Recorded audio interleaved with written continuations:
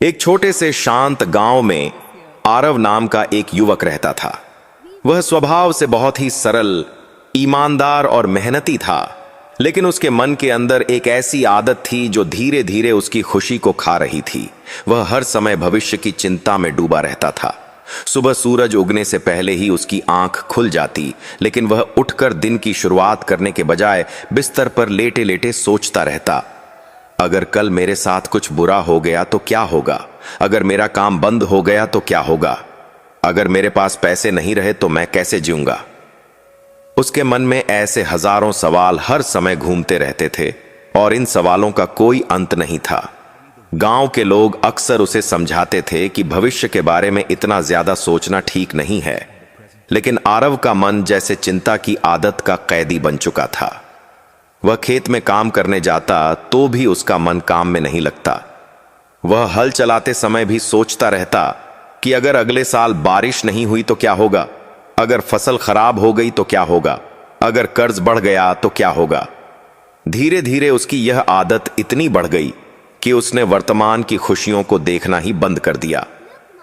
गांव के बच्चे खेलते, लोग हंसते बोलते, खेतों में हरियाली लहराती, पक्षियों की मधुर आवाज पूरे वातावरण को सुंदर बनाती, लेकिन आरव को इन सब में कोई आनंद नहीं आता था, क्योंकि उसका मन हमेशा आने वाले कल के डर में उलझा रहता था। एक दिन गांव में एक वृद्ध संत आए जो बहुत ज्ञानी और शांत स्वभाव के थे। लोग दूर दूर से उनके पास अपनी समस्याएं लेकर आते और उनके शब्द सुनकर उन्हें जीवन की नई दिशा मिलती। जब आरव ने यह सुना तो वह भी उनके पास गया।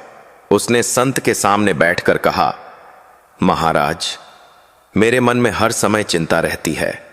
मुझे हमेशा डर लगता है कि भविष्य में मेरे साथ कुछ बुरा हो जाएगा। मैं कितना भी कोशिश करूं, लेकिन मेरा मन शांत नहीं रहता। संत मुस्कुराए और कुछ देर तक आरव की आंखों में देखते रहे, जैसे वह उसके मन के भीतर झांक रहे हों। फिर उन्होंने धीरे से कहा, बेटा, क्या तुमने कभी नदी को देखा है? आरव ने कहा, जी महाराज, हमारे गांव के पास ही एक नदी बहती है। संत बोले, नदी कभी यह चिंता नहीं करती कि कल उसका पानी कहां जाएगा। वह बस बहती रहती है और अपने रास्ते में आने वाली हर चीज को सींचती हुई आगे बढ़ती रहती है। अगर नदी हर समय यह सोचने लगे कि आगे क्या होगा तो वह बहना ही बंद कर देगी और फिर उसका अस्तित्व ही समाप्त हो जाएगा। आरव ध्यान से संत की बातें सुन रहा था। संत ने आगे कहा, मनुष्य का जीवन भी नदी की तरह है। अगर तुम हर समय भविष्य की चिंता में डूबे रहोगे तो वर्तमान के सुंदर क्षण तुम्हारे हाथ से फिसलते जाएंगे और तुम्हें पता भी नहीं चलेगा। चिंता वह आग है जो धीरे धीरे मन की शांति को जला देती है। आरव कुछ देर तक चुप रहा, क्योंकि उसने पहली बार किसी को इतनी सरल लेकिन गहरी बात कहते सुना था। संत ने फिर कहा, कल क्या होगा, यह सोचकर रोना और डरना मनुष्य को कमजोर बनाता है। बुद्धिमान वह है जो आज को पूरी सच्चाई और मेहनत से जीता है, क्योंकि आज सही होगा तो कल अपने आप बेहतर बन जाएगा। आरव के मन में जैसे हलचल होने लगी। उसने पहली बार महसूस किया कि शायद वह सच में अपनी चिंता के कारण जीवन की असली खुशी खो रहा है। लेकिन उसके मन में अभी भी कई सवाल थे और वह समझ नहीं पा रहा था कि अपने मन को चिंता से मुक्त कैसे करे। संत की बातें सुनने के बाद आरव के मन में जैसे कई विचार एक साथ उठने लगे। उसे लगा जैसे अब तक वह जीवन को ठीक से समझ ही नहीं पाया था। वह संत के सामने बैठा रहा और कुछ देर तक चुपचाप सोचता रहा। फिर उसने धीरे से पूछा, महाराज, आपकी बातें बहुत सही लगती हैं, लेकिन मेरा मन अपने आप चिंता करने लगता है। मैं चाहकर भी अपने विचारों को रोक नहीं पाता। जब भी मैं भविष्य के बारे में सोचता हूं तो मेरे मन में डर और बेचैनी भर जाती है।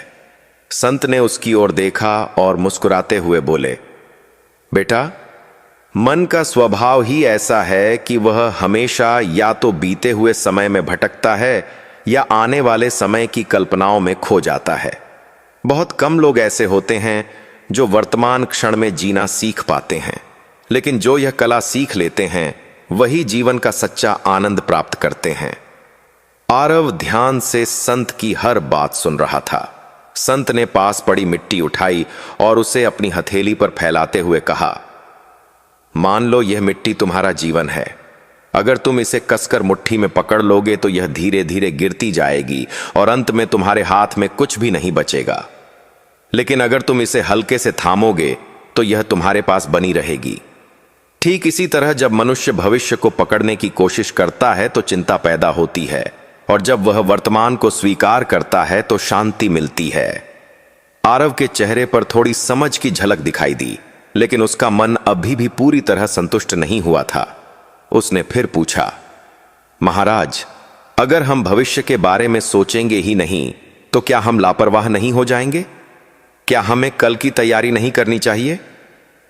संत हल्के से हंसे और बोले, बेटा, तैयारी और चिंता में बहुत बड़ा अंतर होता है।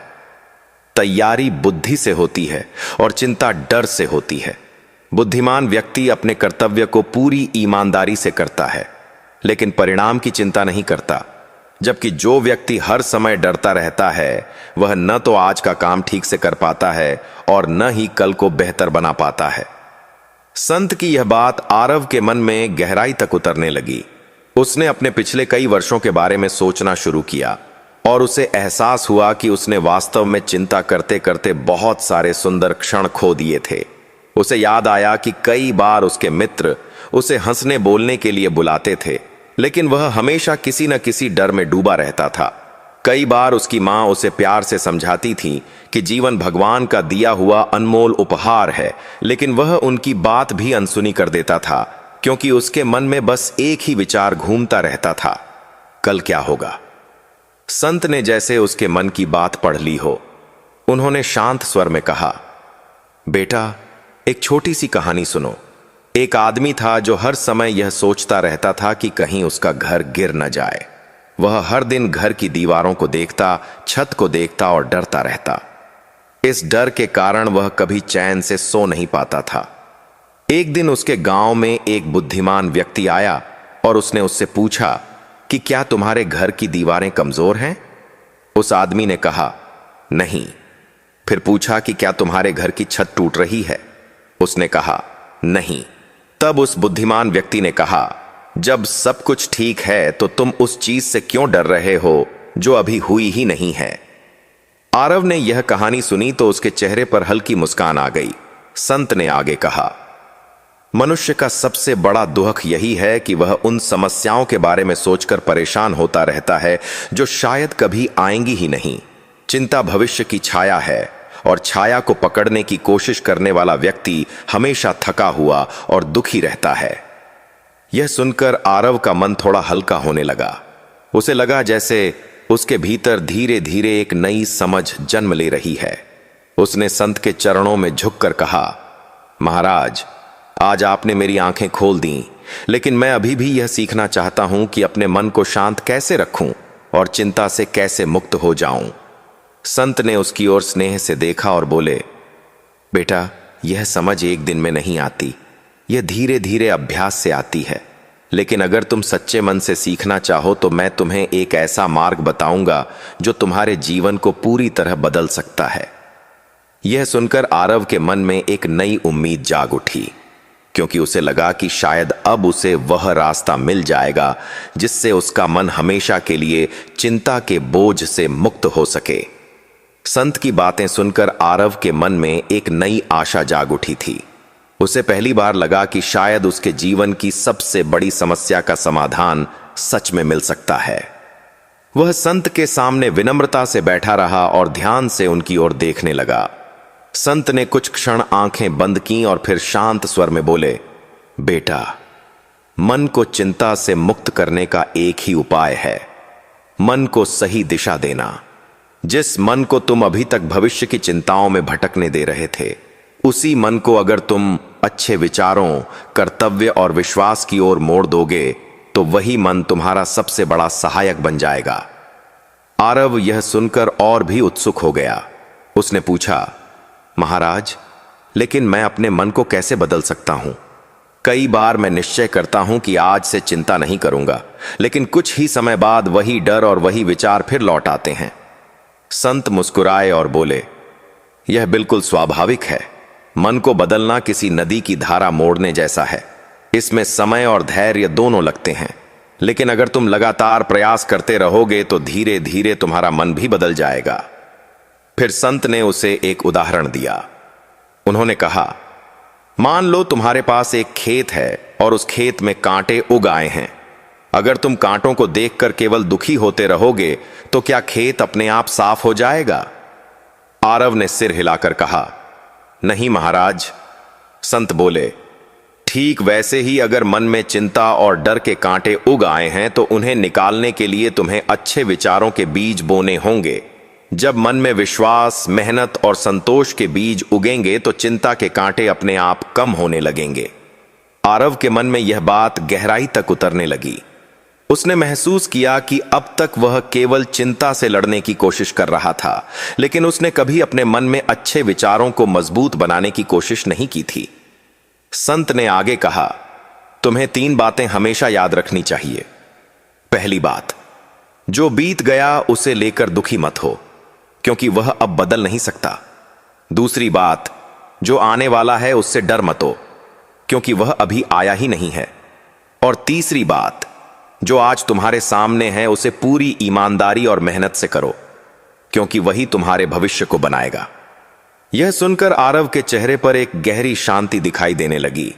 उसे लगा जैसे उसके मन के अंदर वर्षों से जमा हुआ भारी बोझ धीरे धीरे हल्का हो रहा है। लेकिन संत ने अभी अपनी बात पूरी नहीं की थी। उन्होंने कहा, बेटा, एक और बात समझो। जीवन में बहुत सारी घटनाएं ऐसी होती हैं जो हमारे नियंत्रण में नहीं होती। बारिश कब होगी, मौसम कैसा होगा, लोग हमारे बारे में क्या सोचेंगे, इन सब पर हमारा कोई नियंत्रण नहीं है। लेकिन एक चीज हमेशा हमारे नियंत्रण में होती है, और वह है हमारा दृष्टिकोण। अगर तुम्हारा दृष्टिकोण सही है तो कठिन परिस्थितियां भी तुम्हें मजबूत बना देंगी, और अगर दृष्टिकोण गलत है तो छोटी सी समस्या भी तुम्हें परेशान कर देगी। आरव अब पूरी तरह संत की बातों में डूब चुका था। उसे ऐसा लग रहा था जैसे उसके मन के अंदर एक नई रोशनी जल रही हो।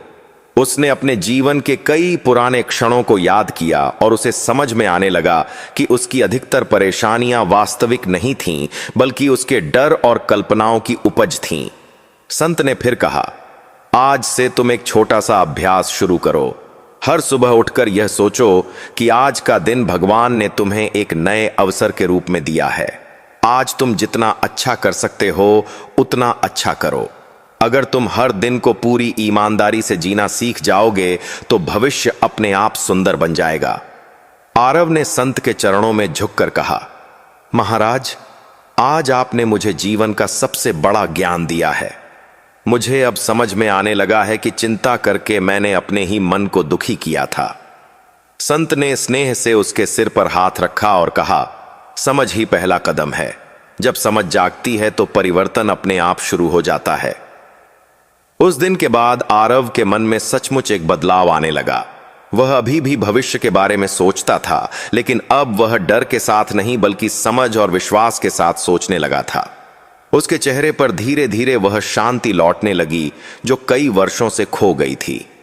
उसे अब यह महसूस होने लगा था कि शायद जीवन उतना कठिन नहीं है जितना उसने अपने मन में बना लिया था, लेकिन उसके जीवन में अभी एक और अनुभव बाकी था जो उसे इस सीख को पूरी तरह समझा देगा। संत की बातें सुनने के बाद आरव के जीवन में धीरे धीरे परिवर्तन आने लगा था।